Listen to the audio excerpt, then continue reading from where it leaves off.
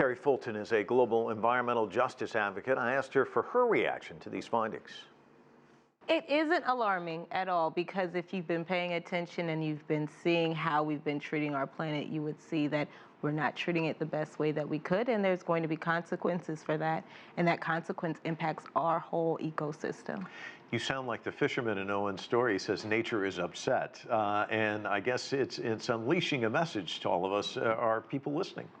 I would hope that more people would listen. I see that you have places like Canada that are like, hey, we are going to reduce our single-use plastics. And that is one big step in reducing the plastics that go out into the ocean. The way that we can make small changes in our lives, that showcases that we're paying attention. But we really do need the big operators, the big industry, to focus in and make changes so that we can really restore our ecosystem.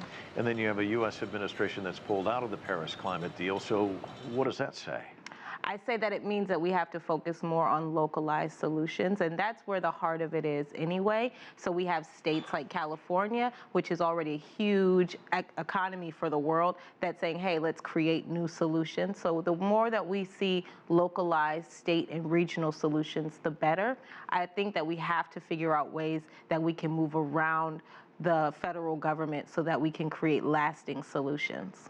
And for those watching this that's saying, well, you know, we lost a couple of plants here or there, big deal. This does have a ripple effect. It does have a domino effect. So explain that to folks. It has a huge effect. You could think about even the bee. You know, a honeybee. If we lose a honeybee, it pollinates so much, and we could lose the way that we live our lives, the way that we sweeten our tea even, or even the way that we think about the foods that we eat. So many of them rely on pollinators like the bumblebee or like the monarch butterfly. There are all these different animals that play a role, whether they're the prey or the predator, and if we take one out, then that means we have to figure out a substitute, or we have to figure out a whole new way of living our lives, and that's for each animal planet. Yeah, so let me ask you about, you know, I think you make a really interesting point, because a lot of people look at the federal government and say, oh, and you're saying more, you know, look at the state governments, look at your own efforts. So as an activist yourself,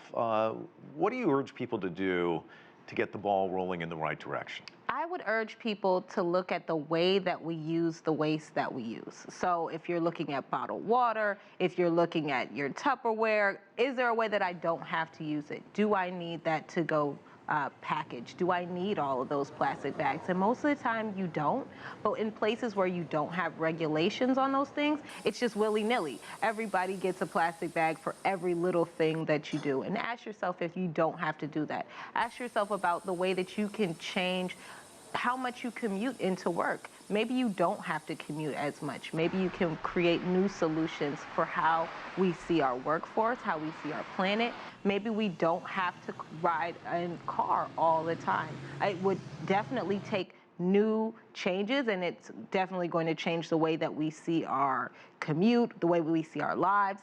But if we aren't willing to take those drastic changes on a personal level, then it's going to be difficult to make the changes that we need for our ecosystem. Kari Fulton speaking to us earlier. More of the stories making news in the world today, right after this.